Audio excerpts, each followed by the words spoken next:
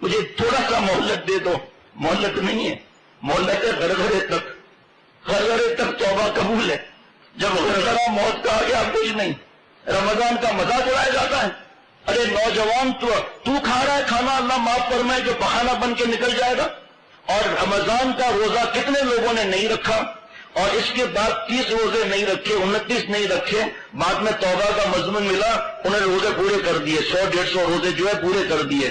لیکن میرے پیارے بھائی اور دوستوں، ایک رمضان کا روزہ جان بوجھ کے اگر چھوڑ دیا اور توبہ کر کے وہ روزہ رکھ لیا، عذاب نہیں ملے گا.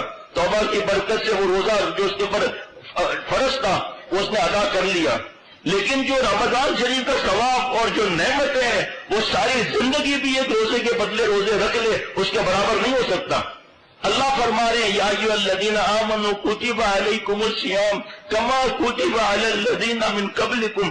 بڑا پاورفل کہتا ہے میرا کہنا مان ورنہ تیری کھال کھینچ کے بھوسا بنا دوں گا. اور بادشاہوں کو بادشاہ کی بھیک دینے والا، اے ایمان والو، اے میرے عاشقو، تم پر روزے فرض کیے جاتے ہیں. میرے سامنے اس وقت بھی چند بچے بیٹھے ہیں جنہوں نے 6-6 7-7 برس سے سب روزے رکھے ہیں، یا 20 یا 25، ان پر تو فرض بھی نہیں.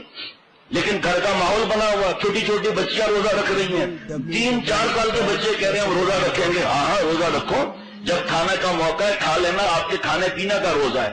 3-4 سال کے بچے شہری کو دیکھ رہے ہیں، افطار کو دیکھ رہے ہیں، اور اللہ معاف فرمائے نوجوان سانڈ کی طرح سوئے گئے. رمضان میں بھی وہی بے حیائی کی حرکتیں، وہی فلمیں. اللہ تعالیٰ ہمیں پتہ بھی نہیں ہمیں رمضان ملے گا یا نہ ملے گا. رمضان کی تیاری کیا ہے؟ آج اور ابھی ہم آپ توبہ کر لیں. رمضان میں کھا پی رہے ہیں بوڑھے.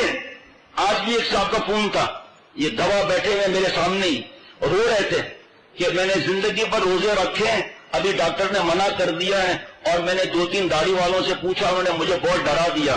آپ نے داڑھی والوں سے پوچھا نا، آپ نے مفتی صاحب سے تو نہیں پوچھا. جب آپ نے ساری زندگی روزے رکھے ہیں اور ابھی نیک ڈاکٹر نے منع کر دیا آپ کو روزہ رکھنے سے، آپ کو ڈبل ثواب ملے گا. ان کی چیخ نکلنے والی تھی. کہا کیا بول رہے ہو؟ میں نے کہا الحمدللہ ہمارے پاس قرآن پاک، حدیث پاک، صحابہ رضوان اللہ علیہم اجمعین اور فتوے سے بات کی جاتی ہے.